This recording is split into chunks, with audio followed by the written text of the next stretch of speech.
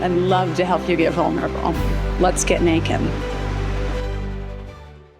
Welcome to the Let's Get Naked podcast. Today we're getting naked with my good friend Lauren. She has a pretty incredible story, and so I wanted to have her on because I think her story is very relatable for stuff that people go through as it relates to alcohol. Lauren has been sober for 10 years? Just over 10 years. So she's got some good time in. She's been doing the work, and so I think that her story is very relevant to a lot of people that struggle with alcohol, both people that are sober now and also people that kind of toy around with it. You know, I think a lot of people don't realize that alcoholics come in all sorts of different forms. You know, obviously Lauren is a beautiful woman, and you think of alcoholism being something that kind of doesn't affect the beautiful people. I think I always had that where it was like, no, it's more like homeless people and, you know, people that are really down on their luck. And it's like, no, all of the people are affected. And so I think that it's interesting, and I'm excited to hear her story. So, Lauren, if you want to maybe start by just kind of giving your family of origin, kind of where that started, and then we'll just kind of go into walking you down the path of what got you drinking and what that looked like, and right, and remembering that it's an hour podcast, and so start from day one. Exactly. So, yeah, welcome, and please kick us off with a little bit of a backstory. Sure. Yeah. Thanks for having me. Super excited to be here. Love sharing my story, really, because it's not about me, but it's always like a privilege to talk about like the solution, because there is a solution, you know, and I really believe in that. But yeah, so my family of origin, my parents are from good old Salt Lake City, Utah. We have some Mormon roots in there, and eventually I'm going to have an autobiography called Mormon for a Minute come out. I don't know when that's going to come out, but yeah, so there's 4 of us kids. I have 2 older sisters and a younger brother, and we were all born here in Arizona. And we're a very close-knit family. We have a huge family on both sides. You know, most of my dad's side is still in Utah, all very Mormon, and a lot of my mom's side is here in Phoenix, and then we're all spread out because just on my mom's side there's 9 kids, so a lot of moving and shaking in our family. And for that matter, you know, alcoholic addicts are a dime a dozen in my family as well. So I definitely feel like there's a genetic proponent to that. Yeah. As well as mental illness and generational trauma. Like it all just moves on. You had like a nice mix of all of that. Yeah. So that's fun, genetic pool to dabble in. Yeah. But I would say, you know, my experience with all of that is like I think I came out alcoholic addict. You know what I mean? I don't. For me, it's not like a thing where like I became alcoholic addict when I started drinking or started whatever. Like it's either there or it's not. And how it manifests is how it manifests. For me, it's can manifest a million different ways. Like I'm sober today, and I don't do any type of drugs, any type of alcohol or mind altering substances, but I'm still an alcoholic addict, right? Like that can manifest in a million different ways. Sure. So yeah, I mean, you know, I had a great childhood. My parents are incredible, and of course they're not perfect, and no one is, and every family has like their trauma and their things that have happened, and you know, we for sure have that. But you know, my parents are super old school, very traditional. Did they drink? Sorry to interrupt. You know, it's crazy because no, okay, no, they don't. Yeah, mine didn't either. They don't drink. Mm-hmm. You know, they're both children of alcoholic parents, you know, so that's like a whole thing, right? There's another program for that, so we know that's like a very real thing. Sure. You know, coming out of that type of childhood and whatnot, but so yeah, they're both very not alcoholic addict, but they've been around it a long time. So I mean, for me, it was like not a mystery. Like growing up, it was pretty apparent that I was very much that personality, and you know, so I was like, well, you're probably an alcoholic, you know. It's like, yeah, well, okay, well, I'm 15, so maybe in 10 years I'll get in there. But Right. like for me, a lot of people come in and they're like, I had no idea, and I thought I was going to come in and like learn how to drink or like do all these things, and I knew exactly what it was. I knew that like when you come into Alcoholics Anonymous, and there are a lot of ways to get sober, right? Like there are people that don't do Alcoholics Anonymous, and whatever works for you. I just have found that for me, a 12-step program has pretty much addressed any and every issue that I have. Right. And I feel like any person can benefit from a 12-step program. I could not agree with you more. Yeah, the 12 could steps not agree with you more. It's what it addresses for you as a human being, having like a human experience. Yeah. And like, just like the lights that come on, I think anyone could benefit from that. But being able to look yourself in the mirror and take accountability for your part and stuff, I think is the biggest part of it, because I think there are so many people out there that are really playing the victim card and the what happened to them. And it's, if you really are willing to take a hard look at yourself, you'll find that you have a much bigger part than you give yourself credit for. And it really is freeing to be able to look yourself in the mirror and take accountability for the fact that you've done shitty stuff, because we all have. 100%. Yeah. I think too, like, prior to that, I think that I just felt like life was happening to me all the time. And I think that that's a lot of times the perspective that people have because they don't know any better and they've not been shown something different. But, for me, like there is no power in being a victim at all. No. And once you realize that you actually have a role in your life, that you have choices, that there are always choices. And I know for me, like prior to recovery and prior to going on the journey of like, who am I?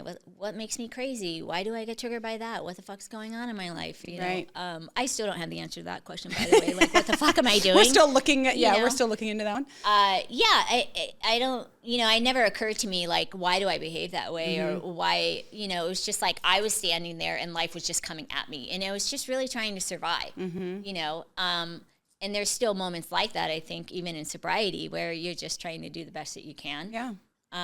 But knowing that, like, I participate in my life. I make choices. There are consequences to my choices.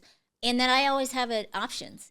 Before there was never options. It was always black and white. And it was always very dramatic. Like, we have a joke in the rooms where it's like, normal people get a flat tire and they call AAA, and like alcoholics call like the suicide hotline, because it's just like very black and white. Like, woe is me, life is so hard. Right. And life is hard, but it is also really, really amazing, right? Like when you get on this path of being like, wow, there's just so many cool things that happen in life, so many cool blessings, just amazing people and experiences, and I think too, like if you can just kind of step outside of life and have this perspective of like, yeah, it's going to be hard and there's going to be challenges, but you can kind of be outside looking in and still be able to come from a place of like gratitude and a place of like, absolutely, wow, there's always a blessing somewhere. Yeah. That you well, can and find. I think that changes your perspective on everything when you really shift from being a victim to being a person that can come from a place of gratitude. If you change your perspective, it sounds silly, but it is literally a game changer if you can figure out how to do that. And it's different for everybody, right? Because if you've been playing that victim role and playing that victim mentality and that life is happening to you for a long time, it's a hard one to switch. But once you do that, a lot of the pieces just kind of start falling into place where life isn't as hard, right? I think we make it harder for ourselves by like what you're talking about, really, really playing that card up. So, yeah. Yeah, I mean, I know for me, I think it can be scary too to think of like taking accountability for yourself and taking 100% responsibility for your life. Like, that's like a really tall order for people. It is. And I think, that's terrifying for people to be like, oh wait, I actually had a role in that. Yeah. And it takes a lot of courage to do that. And I think too that's the thing that,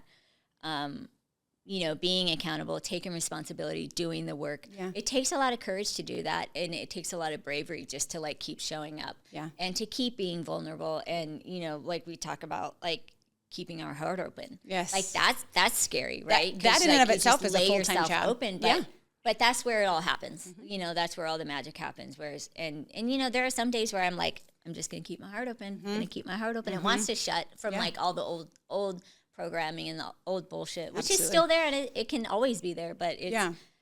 learning how to have a different response to that all Right. the time. And knowing that, the good stuff that comes from having your heart open and leaving yourself open and vulnerable, I don't want to trade that. And so that for me is how I do that when I do feel like I'm closing up or shielding up, is do I want to lose how good that feels when my energy is just flowing?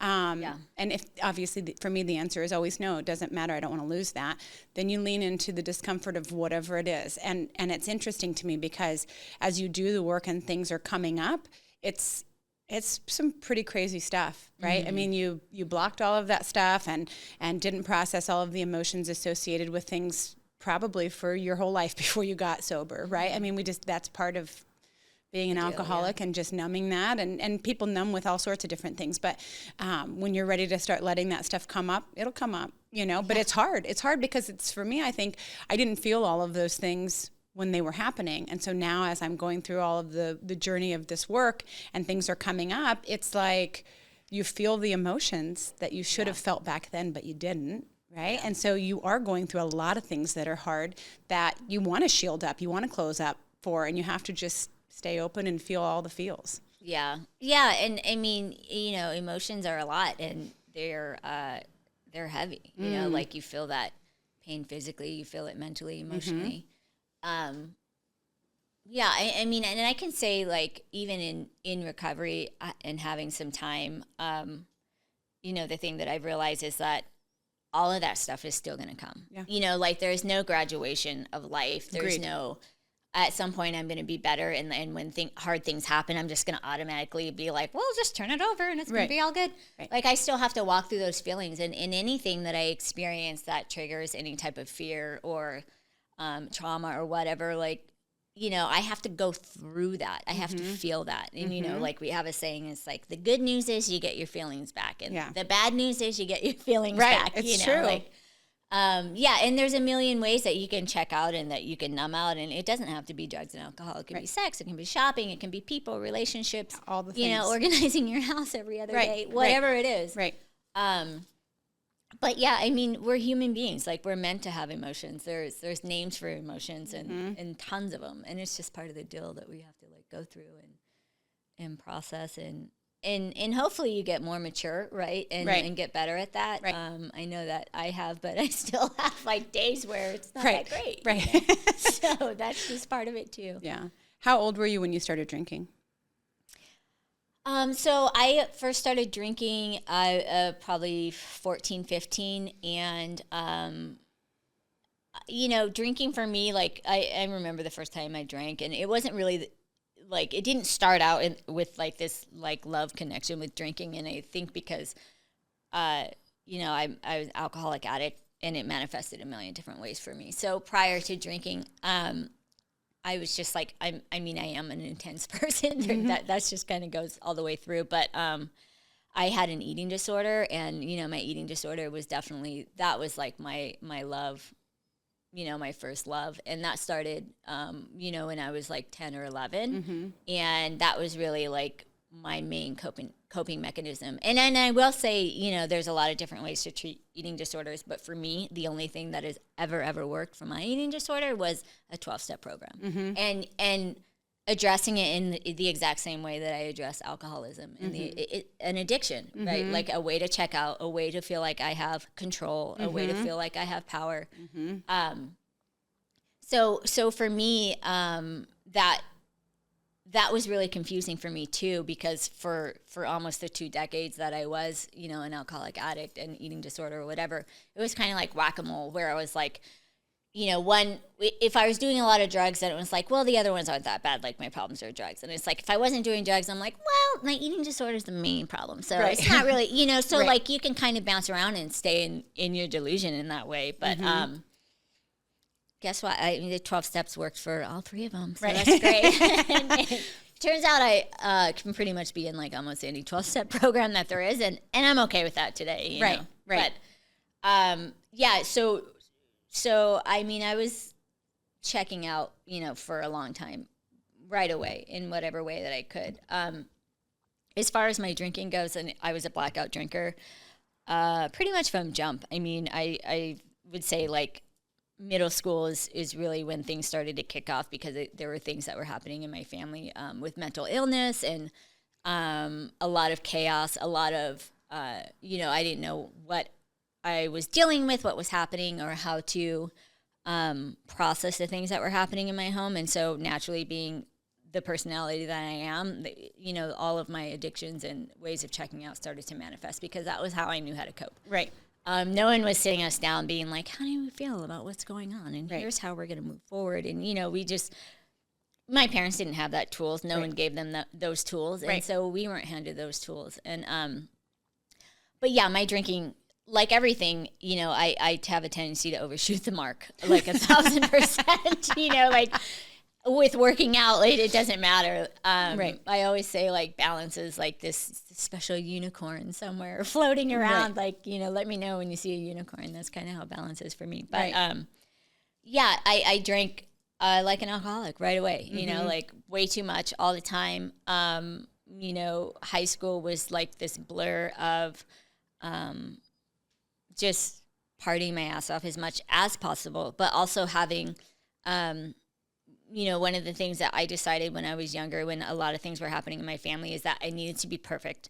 And I needed to be perfect because nobody else had time for me, right? Like my problems, whatever was going on with me, couldn't be dealt with because my parents were busy with other siblings. Right. And they were trying to like hold down the fort.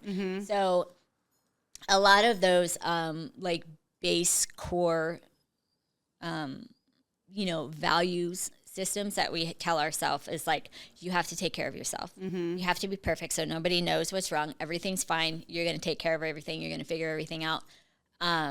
So that was kind of like one how I put out to the world, this is how I am. I'm perfect. I got straight A's. I'm a varsity student. Everything's good. I'm doing everything right.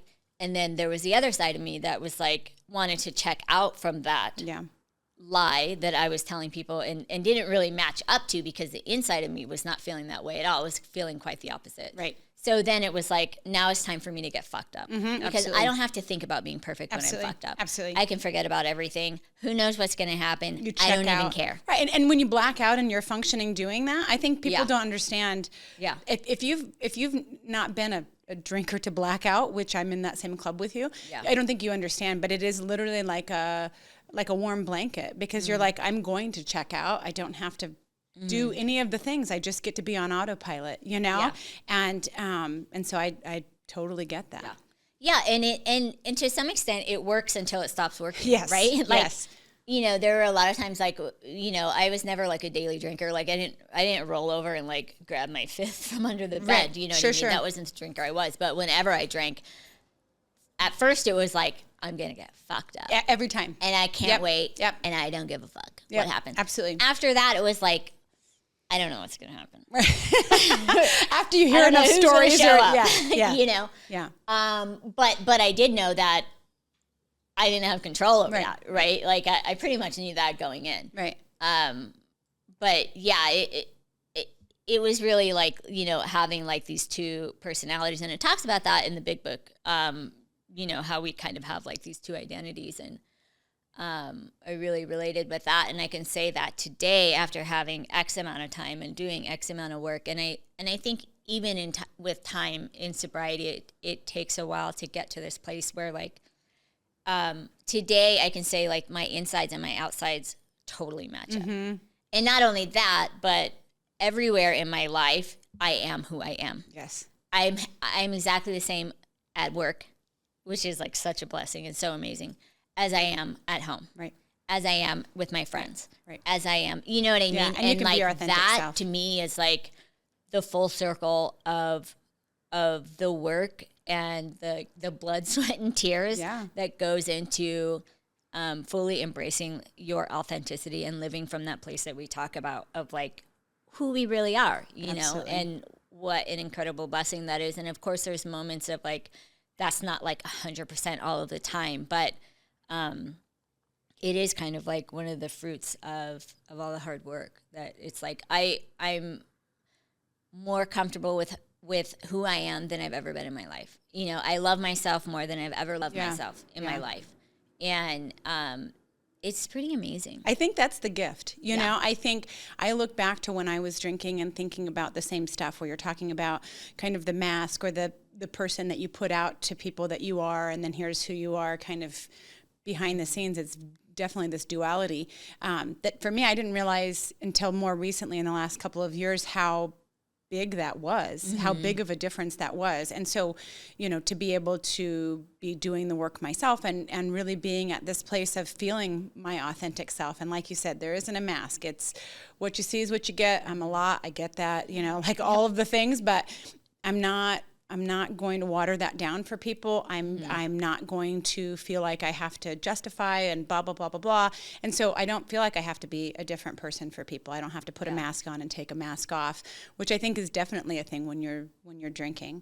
Oh, yeah, for sure. I mean, I think that, you know, I would say when I was like in my eating disorder and all of that stuff is that I really hated myself, you know, which is really sad when I look back at that, because ultimately it was like there was no reason, you know, for me to hate myself, but I was broken. You know, you're just broken. And there's so many broken people in the world, and it's like, it's just so sad because everybody has their shit, everybody has their trauma, but you know, it is part of the human experience, I think, to learn how to love yourself, you know, because it's such a challenging thing. There's so many messages as to why we're not enough anyways, you know, out in the world, in society, in whatever. And I don't know, like human beings are so cool, right? Like everybody has great stories. Everybody has like their talents and their unique gifts or whatever. And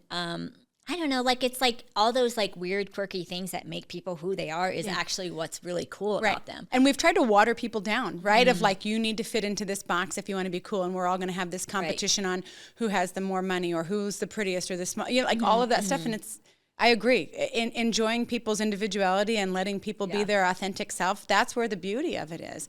You know, part of the reason why we're sitting here doing this podcast is because I really truly believe that the majority of people don't realize that there's another option. There's an alternative to feeling like you're not enough, feeling like shit, hating yourself, going through this hamster wheel of stuff. They don't even realize there's another option, you know, and the other option is free. It costs work, you know, but the magic lives on the other side of the work. And if you're willing to really do that and look at yourself and take accountability with yourself, you know, that, I mean, that's the whole thing. It's not like you have to go on this tour of apologies to everybody or whatever, but you do have to be willing to look yourself in the mirror and have your actual reflection look back, you know, because I think, yes, that's hard. And all of this work that we talk about is hard, but in doing it, I can't imagine going back. I mean, can you imagine going back? Everyone that I talked to that started the work, no matter where they are in that process, if they're a year in or 6 months in or 10 years in or whatever it is, right? There's the work. Anybody who's in that will tell you, no way I'm going back. I've never met one person who's like, I really hate doing the work. I love doing the work. Like, I'm addicted to doing the work. Now that I know that there's work there to be done, bring it on. Because we do so much for our employers and our families and our friends and like all of this other stuff, and then don't put anything into ourselves. You bet on yourself. Put the work into yourself, you know?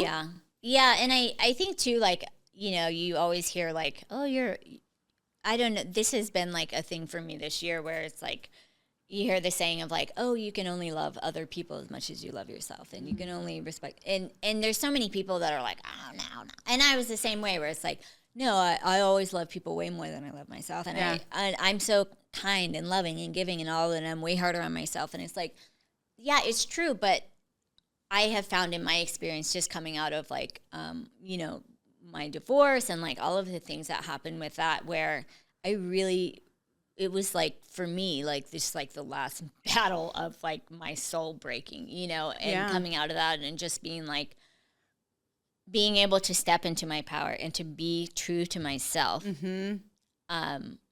Like I have more love and respect for myself than I ever have in my whole life. And it really, truly ripples outward. Yes. You know, and that saying to me makes more sense than it ever has in my life, because it's like, I really truly can only love other people as much as myself. Yeah. If I'm critical with myself, I'm critical with others. Yeah. If I'm judgmental of myself, I'm judgmental with others. 1,000%. It's just the way that it works. 1,000%. You know? And I don't think people realize that. You know, it's like when people are really judgy and you see that from the outside, it's like, God, you must be horrible to yourself, right? Which is true, which is absolutely true. And nobody deserves it. You don't deserve to beat yourself up like that. And if you knew that there was a different way that you wouldn't have to do that, how incredible is that? Yeah, and that takes work too. Like that inner voice of like, how do I talk to myself? Absolutely. You know, and I always love the thing of like, you know, there's still like that little 3 or 4 year old little girl in me, and like, how am I talking to her? How am I treating her? You know, she's still there. She's just a little girl. She doesn't know what's going on. She's scared. She just wants to be loved. Yeah. And that piece is in all of us. Yeah. You know what I mean? Yeah, I do. The one thing I really love that you said, and I've heard it recently too, is that there's no power in being a victim, right? And so you're talking about taking your power and being able to be authentic. And to me, I think that's where the magic happens, and where, you know, just happiness lives for me, is being able to do that. But I think a lot of people don't realize that, you know, if you're playing the victim card and it's, oh, life is happening to me, and like all of that whole, and we all do it, right? I'm not coming from a judgy place when I say that. I'm just saying, I've decided that that's not the route I'm going to go anymore. And being on the other side of it, it's like, wow, this is pretty incredible not to come from that place, you know? Yeah. Well, and I think it's true too. Like, it definitely, you know, like drinking, like it works until it doesn't work. So for some people, it still really works for them. Yeah. Even if they've had like this seed planted of like, oh, you can step into your power, you know, you can take responsibility, you have choices. Yeah. For whatever reason, they still feel that works for them. Right. And so it's still like something that they turn to have a solution, and, you know, maybe they want people to feel sorry for them, or maybe whatever, and they feel like it works. And it's just like, it just transforms your whole life when you come from the other direction, though, you know? When did you realize that alcohol was not working for you anymore, and what did that look like as far as you getting sober? So I got sober when I was 30, and in my late 20s, I would say, you know, I was well aware that it wasn't really working. As far as the solution goes, I mean, it had certainly created plenty of problems and, you know, wreckage in relationships and in my life and in myself. And there's a lot of different ways that people, you know, come to the realization that, you know, that they need to get sober, that they're an alcoholic or whatever. And like I said, I had been introduced to the rooms multiple times. You know, I got a minor in consumption, and I was demanded to go to meetings. And at that time, I already had like a different personality, like a different name for my drinking person. And, you know, it's like, that might be a sign. But and I was 16. And Note to listeners, if you've named your alcoholic persona, we got a seat for you right here. So, and you know, I go to meetings and I'd be like, God, these people are fucking great. I love you guys, right? Because there are people, and you know that right away. But I was like, I'll see you in a little while. You know, I'm not ready for this. Yeah. So like 27, 28, like leading up to that, I had definitely pulled back on the drinking, in the sense of like, it was kind of like I was trying to manage it a little bit more, like trying not to go out as much. Knowing that if I did, it was like, you know, then there's always a stories the next day, because like, I don't remember anything. It's like, who's gonna call me? Like, it's like the dread had set in by then. And so I was, you know, kind of going to meetings and being like, am I doing this? Am I not? And the last time that I drank was, it wasn't even special. I had gotten to the point where sometimes when I would drink, nothing would happen. You know, I would just keep drinking, and it wouldn't get drunk. I was drunk. Right. Alcohol doesn't affect me. Let me rephrase that. Yeah. I couldn't get the feeling that I was looking for. And it's always a feeling, of course. Like, I don't care about how it tastes or what, it's the effect. Yeah. And we talk about that. Right. I still go for the effect, by the way. Of course, that's the numbing thing, right? That's the numbing part of it, and it's like you'll replace it with something else. So just because we don't drink alcohol anymore, I have to be very cautious, because food is a huge number, right? Yeah. And so for me, I can feel myself, if I'm not vigilant about staying on top of it, I'm like, I'm completely fucking numbing with food right now, you know? But because you're willing to look in the mirror and do the hard things, you actually are able to say like, okay, cut it out. You know, when I Yeah. came back from ayahuasca, I spent 2 weeks sitting on the couch and watching TV. told And me I that, knew yeah. it, right? I knew that I was doing it, but I'm like, and I don't care. I'm taking this time for myself, and that's okay. I'm eating my feelings, and I'll, yeah. you know, whatever. And then I shook that off and got my I life think that's together. a different thing. Like if you have the awareness of being like, I know this is what I'm doing. And I've done that in sobriety a billion times. Like, you know, I'm going shopping for some bullshit Absolutely. I don't need. And it's like, I know that I'm checking out. And you can give yourself permission to do that. I mean, I'm not blacking out and sleeping with, you know, strangers. Falling or on fucking strangers' dicks. Jeez. whatever else. I mean, that's not the only thing that happens to people. I'm a lady. Yeah. Or, you know, I can never find my car. Like the stories go on. Oh, God, and on. yeah. But, yeah, it was uneventful. It was pathetic, really, the last time I drank. But for me, like, it was really like my soul was dead. Yeah, it was you know, more out. And for me, I also felt like, you know, there was a side of me that, the spiritual side of me that wanted something bigger, that wanted a deeper connection, that wanted to feel whatever it is that people feel that anything. are connected, right? Yeah. Anything. Yeah. And there was always like this battle inside of me of like who I was, you know, drinking and drugging and checking out and doing all of these, and who I wanted to be, and they were always at odds, you know. So I was just dead inside. Was there anybody that helped you realize that it was time to hang it up, or anyone, you know, did you have friends that were close enough that were like, hey, maybe you should?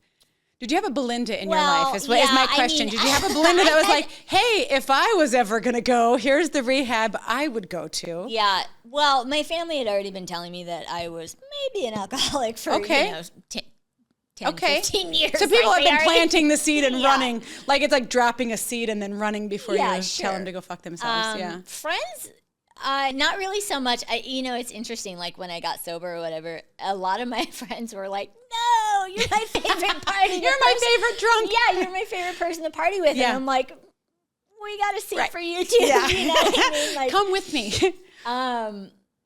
Which I think anyone that actually really knew me, Right. you know, like my brothers and sisters, because I partied with my brothers and sisters a lot. For sure, yeah. You know, they were there, Yeah. you know. Well, and when you're a fun drunk, I totally get it. I was always a fun drunk, right? I was not the sloppy, you know, whatever, but I was the good time girl. And so people who have met me and heard stories from other people are like, shit, I really wish I would have known you when you were drinking. I'm like, it's all fun and games till someone gets hurt. Like, exactly. you know, when you insult somebody or say something outrageous or start crying or, you know, you're shatter bones because you're in this, you get kicked out of the club, whatever.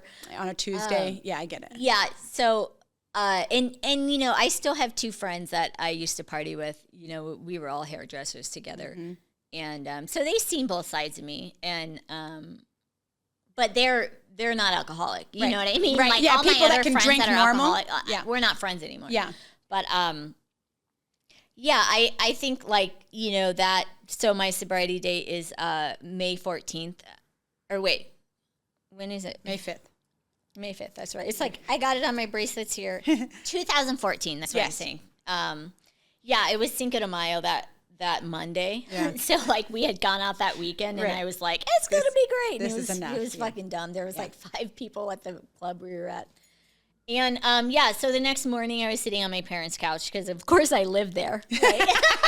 Like, of all the many times like I've moved back in with my parents after whatever relationship fell apart or whatever. And no, you know, like I said, I didn't get the feeling that I was looking for the night before, but I was certainly drunk because I felt like I had been hit by 17 trains, you know, like, and I just had that moment of clarity that we talk about where I was just like, this isn't working. Yeah, this is garbage and we're going to do something different. Yeah, and you know, it was like, you know, that prayer of like, you know, I don't know how to do life, but I know that this isn't working. Yeah. So, you know, you got to figure something out, God. Yeah. What do you got for me?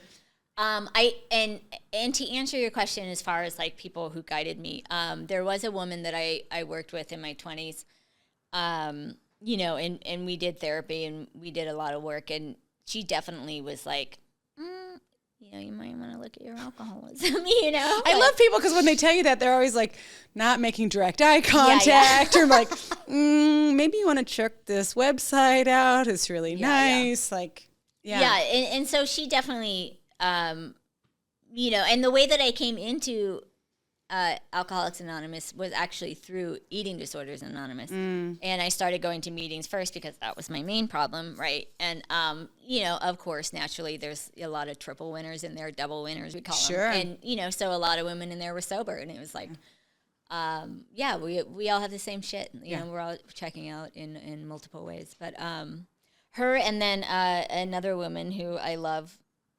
she's known me since I was 2 years old, and she is a good friend of my mom's, who at this point is a very good friend of mine. And, she obviously knew that she knew me my whole life, you know what I mean? So she's always been there for me. And she was the person I called, actually, and I said, I think I'm going to get sober and come into AA. And she's like, oh, you're going to love it, La. I remember being like, what a fucking weird thing to say, Well, she was spot on. And, she'd been sober for like over 20 years at that point. So she gets it. Well, she understood the excitement to that, right? Absolutely. Because it is exciting to be able to like start that process of being fed up with what that looked like. And once you get some time, it's like, and you realize that your life can be completely different. And we say this all the time. It's like a second chance at life, a different way to do life. It is. And I had an amazing life. That's the whole thing about it. You'd look at my life from the outside. I had an amazing life. And I wouldn't go back if you paid me. Yeah. You know what I mean? I've been almost have 8 years. I wouldn't go back if you paid me. Yeah. Because I see all of the stuff now from standing back and looking and saying like, God, that was really rough. I spent 2 years on the hamster wheel of like, I was a daily drinker and I was a blackout drinker to a couple of times a week. And it was so funny because Cameron didn't really understand that. I'm like, I'm hanging out with construction guys and keeping up with you. I weigh, obviously my metabolism works completely different. What did you think? Do you think I'm like sober? I can really fake it good, And I was a good time. And it was like all of the things. But the last couple of years were literally just waking up the next morning going, you can't do this again. When today, at least just don't drink for today, right? Even if I could just have a day that I didn't drink, you know? But when my sister passed and that whole situation happened and I didn't know how to deal with grief and it literally sent me off the rails. And the last couple of years of my drinking was just, okay, just don't drink today. And then by the time it was the afternoon, I put a refrigerator in my office so that I could have beer right there. I would pour a couple of roadies before, every drive home. Right, exactly. It's got to be right. I'm not going to go downstairs to the refrigerator that everyone shares, for God's sakes. Let's just have one right next to my desk. That's terrible. I look back at that and I think, what a sad situation that was. But I felt like my life was amazing, So totally get it. Were there people that you lost when you got sober? Friends that you lost, friendships that you lost, or things that you didn't realize would happen when you got sober? I don't know that I would say that I would really consider of like where there were like people that I knew that I lost. I think that it was a lifestyle that I lost. I think coming into sobriety, I think that's a big fear about, well, who am I? What will I be? What will I do? This is my whole life. What will I drink at the bar if I'm not going to have a drink and everybody's out? Yeah. And I think that it just, things like kind of slowly but surely shifted. At the time I was still doing hair. I was still in the salon, which is very much a lifestyle, right? And it took a few years for me to realize that that atmosphere was not conducive to my sobriety. It was not conducive to self-care and like all of the things that go into that, especially, that there's a big thing for my recovery and my eating disorder. And so like slowly but surely just kind of like, I would say like migrate out of that life into the life that you want. Yeah. My friends that I partied with, a lot of them at that time were with the salon and stuff like that. So it's kind of like each salon, you get a new pack of people. I'm rolling with these folks now. Yeah. Yeah. And I think the biggest thing for me,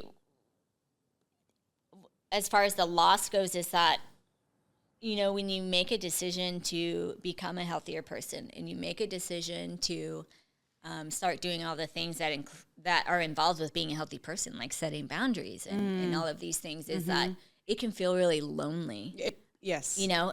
And it changes the dynamic that you have with people, especially with my family. I would say that that's probably the number one thing in where I've felt like the loss, and the difference is that, the family dynamics shift, or I shifted. And so a lot of times it just kind of felt like outside looking in. And because you're doing all of this work and you're kind of dismantling all of these old thoughts and all of these old like core belief systems, obviously your family of origin is going to be in that, and like the way that you grew up and like the way that you interact and all of these things. So all of that is shifting. And I know for me that I kind of had to like separate myself from them emotionally, mentally, you know, so that I could do that work, you know. And over the years, like that's definitely changed. But when I first got sober, it was definitely, I really kind of had to pull away and just like dive into the rooms, right? Because those were the people that understood what I was going through, right? You know, and we were all kind of in that same place. So it's like, you know, they say like stay in the middle of the herd, whereas it's just like, you know, we're all trying to survive in the beginning. We were just trying to figure out how to fucking show up every day without numbing out. Well, the thing too, and you say AA was something that was really important for you. It never was a big thing for me, as you know, because when we would go to meetings and I would try to run out of the building. I'm fucking out of here. Like the building was on fire as soon as they said goodbye. You know, it definitely served its part in my sobriety, but it wasn't for me the draw that it was for you. But the one thing that I did love about that is that when you go in there and you say whatever it is, right? If you share or you listen to other people share, they're dealing with the exact same shit you are. Yeah. And it doesn't matter any of the other things, age, economics, any of that, like everybody's dealing with the exact same shit you are. And so it really validates things for you of like, okay, I get it, and I don't feel alone in this, because it is a lonely journey to kind of realize you're going from, you know, maybe this whole party lifestyle that obviously it is different friends and different blah, blah, blah, blah, blah, to more of a, okay, I have to take a step back. And that first transition of doing that is hard. Yeah. You know, it's hard because I lost friends in that because I didn't have anything in common with them anymore. I'm not a daily drinker. I'm not a heavy drinker. I'm not going to come sit and watch you get drunk. I understand why people that don't drink, not because of, you know, being alcoholics, but just in regular life, don't want to hang out at the bars. I never understood that with Tony, right? Because he was like, not interested. Tony's never been a drinker, right? He's like not interested in going and hanging at the bars. I'm like, come on, it'll be so fun. You know, and now I see drunk people and I'm like, this is the worst. And that's me over there. Right, exactly. Right. But you look at that and it's like, I'm happy to not be part of that scene anymore, you know? And you can still go out and have a good time. I think when I first got sober, I thought, this is the end of the fun, you know? And God, was I wrong? Oh, yeah. Yeah, I mean, you're totally wrong. Yeah, it's a totally different level of fun. It is the beginning of the fun. The first year was a little rough. Yeah, you know, because you're just trying to pull the pieces of your life back. Because generally speaking, people don't get to the place of being ready to get sober unless they've kind of dismantled some things already anyways. You know, they say, what do they say about change? That like the staying in what it is has to be more painful than the change itself, right? And so you've already kind of fucked your whole entire life up, generally speaking, before you get to that point. Yeah, I think, you know, that's totally the thing is like,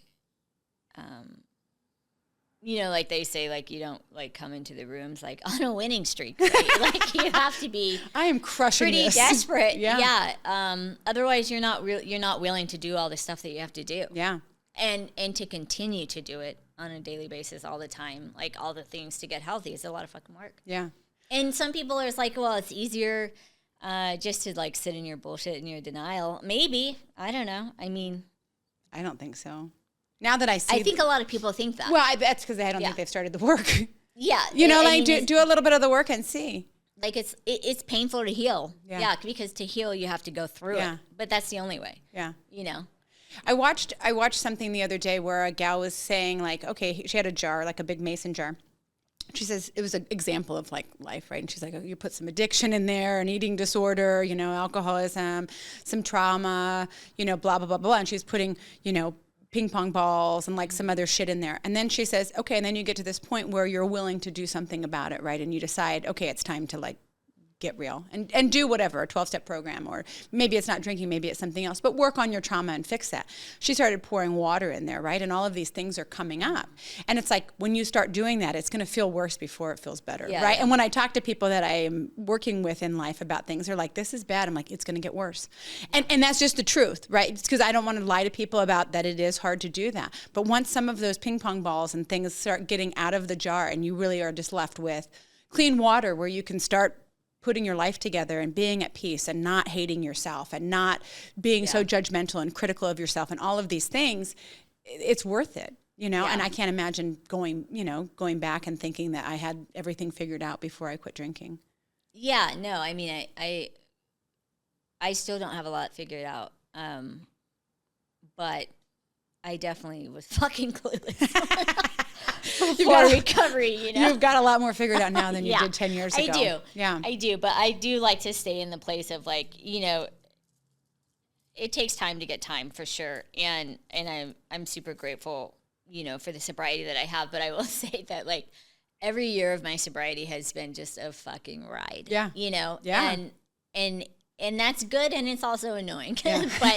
but you know, so what I'm saying is like I never know what's going to happen. You know, like if you would have asked me 2 years ago what I would be doing today, no idea. Yeah. Same thing with 5 years ago. Same thing with 8 years ago. So, and that's just life. Yeah. You know what I mean?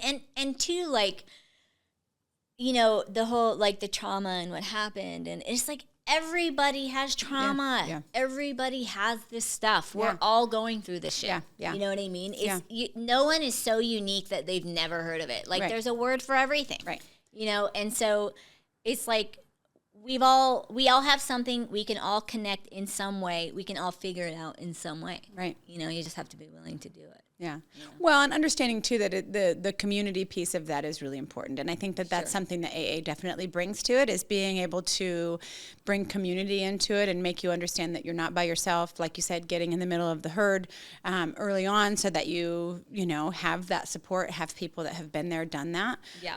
I think that's really huge. Yeah, and you know, I it's a good starting place, and then hopefully from there it ripples out. You know, I would say that like in my life, I have incredible relationships. You know, I have amazing friends, people that I absolutely love and adore, and that are my support system. You know, like you, obviously, all of my friends, I can talk to my friends about anything. Yeah. You know, like the relationships that I have with my family members today are 10 times more amazing than they were before. Yeah. You know, and they are authentic, and I can have heart-to-heart conversations, hard conversations, easy conversations, but it's just like the level of authenticity, the level of connection that I have today is like, that's what I wouldn't trade for anything. Yeah. You know, because that's what it's all about. That's what life is about. Yeah. Other people. Yeah. You're not getting out without interacting with other people. Right. You know? Well, and people that are set on the whole like rinse, lather, repeat thing, don't understand that. And so when you do get a glimpse of that, it's like, holy shit, this is powerful. Yeah. That connection and that all of the things that you're talking about, I think that's super powerful. Yeah. Yeah. Yeah, and I think too, like, you know, when I was growing up and like being in that whole thing of like perfection and I got it together and blah blah blah, like I didn't realize that those are the walls that like keep people away. You know, that those are the things that are not relatable. Those are the things that keep you like locked in to that very pain that you're trying to escape, being isolated, feeling alone, hating yourself, etc. You know, when I learned how to be vulnerable, when I learned how to talk about the things that I was going through, when I could openly discuss my faults and the things that I had been through, that's when I connected with people. Yeah. You know, that it was like when you like lay yourself open and just are like, I'm totally imperfect. I'm naked.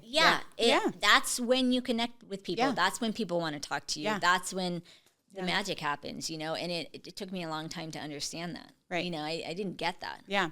But the more you are that way, the more people are like, oh yeah, it's because we're all fucking human. Right, exactly. We're all feeling the same shit. Well, the vulnerability component of that, I think, is huge, because in AA and in the rooms, I think that's what they're there for, you know. And so when you go in there and you get a healthy dose of that, and you realize, okay, maybe I'm not as big of a piece of shit as I felt like because I felt this way or I did this thing or whatever. Because again, like, you're not in there because you're winning. Right. And so being able to hear that other people are going through it too, and I think that's so incredibly powerful. And again, part of the reason why we're doing all of this is leading with vulnerability, opening that conversation. I don't want to have a surface relationship with people who, you know, everybody's got all these friends, but when it comes down to it, if you needed something, how many people that you count on those hands would actually be there for you? Yeah. Right? I don't have people like that in my life. I was talking with Cameron about that the other day, and it was something I was so proud to say, because I said, you know, all of my friends that I have, I could call them, every single one of them, in the middle of the night, and they wouldn't hesitate to come do, and same in return. Yeah. Do you know what I mean? If you called me in the middle of the night and you said, this is what we need to do, I wouldn't ask questions. Okay, I'm on my way, you know? Yeah. And that's the kind of stuff where it's like, I don't think you get that without some level of all of the things that you get when you are willing to wake up and really take accountability for stuff and be vulnerable with people. And like, you have those deeper connections that aren't just, can you believe what so-and-so said on Facebook about me? And like, well, I just can't even get my head around that. I listen to people talk and I can't. Who does that? You know, but most people do that, you know? And for me, I think either they don't realize that there's a totally different side to that stuff, right? Maybe they don't. Yeah. Maybe they enjoy hating themselves and dealing with, you know, trying to manage each other's triggers. Like, no, thank you. Yeah.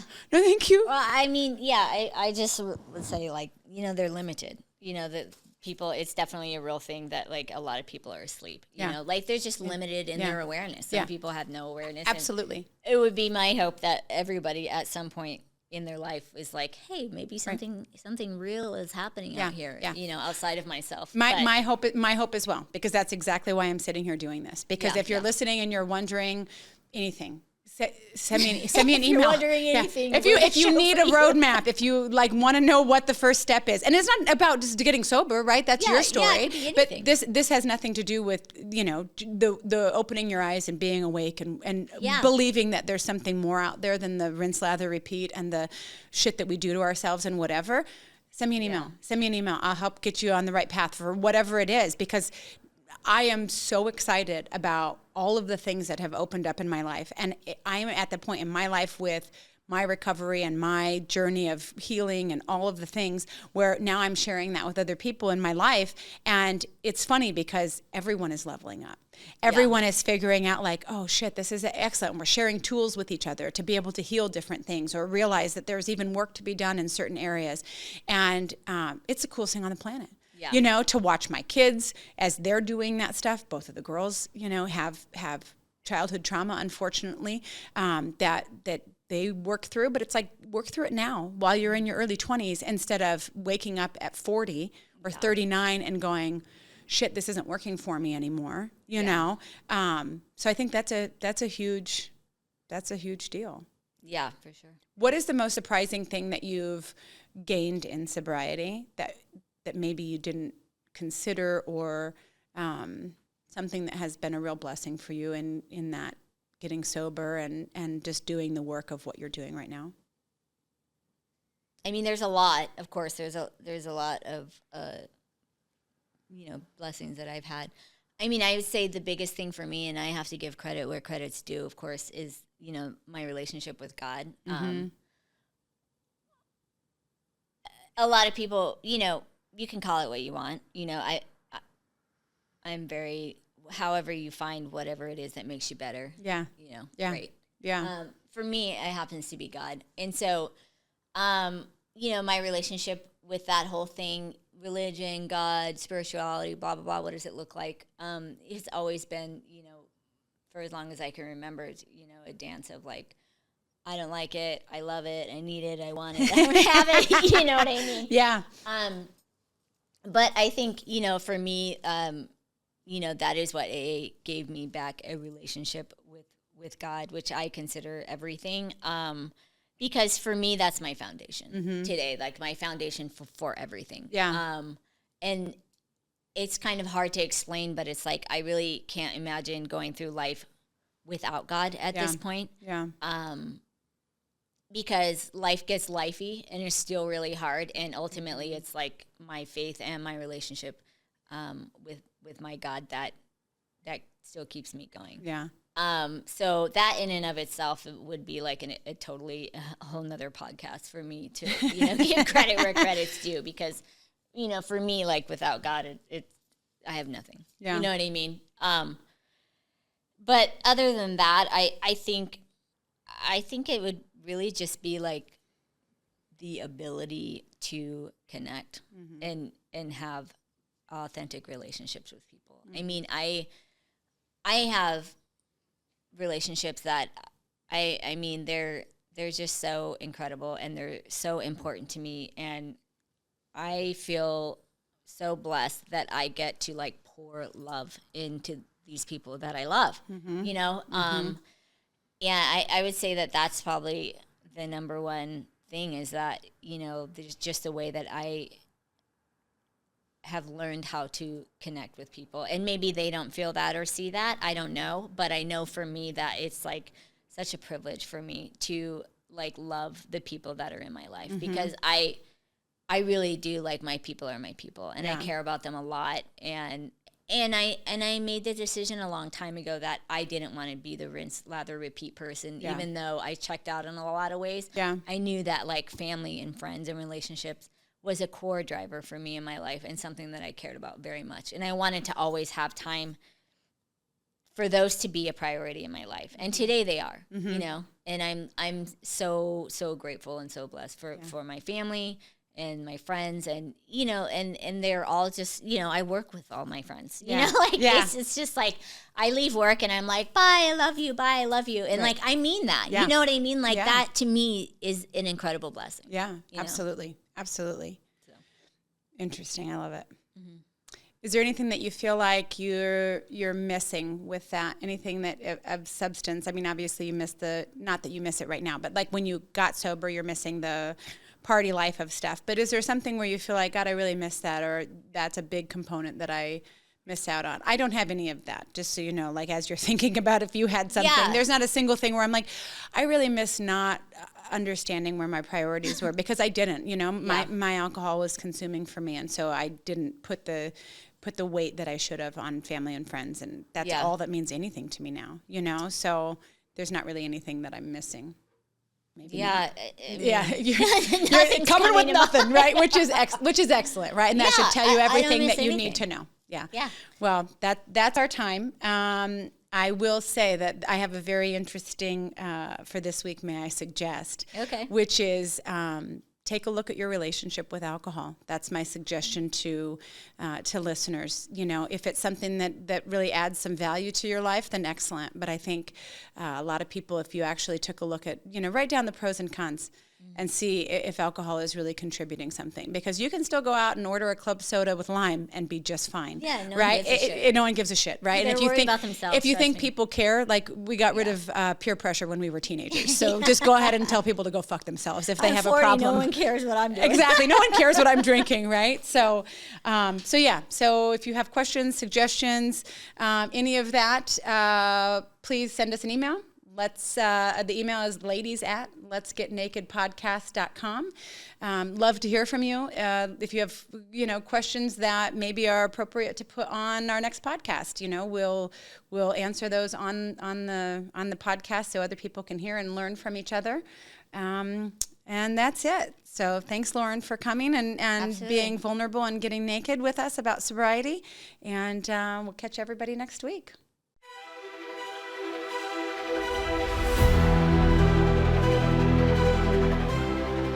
I'd love to help you get vulnerable. Let's get naked.